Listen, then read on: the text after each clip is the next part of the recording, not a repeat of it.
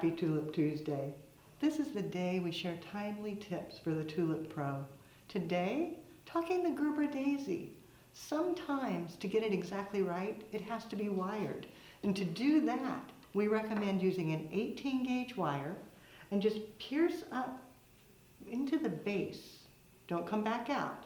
Then, before you begin concealing that, tape at the top, get it started, stop, go down and tape in the middle, stop, go down and tape at the bottom.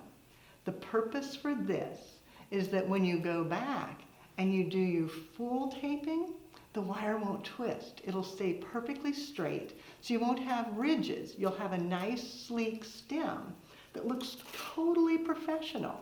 So now you know the pro technique for wiring a Gerbera.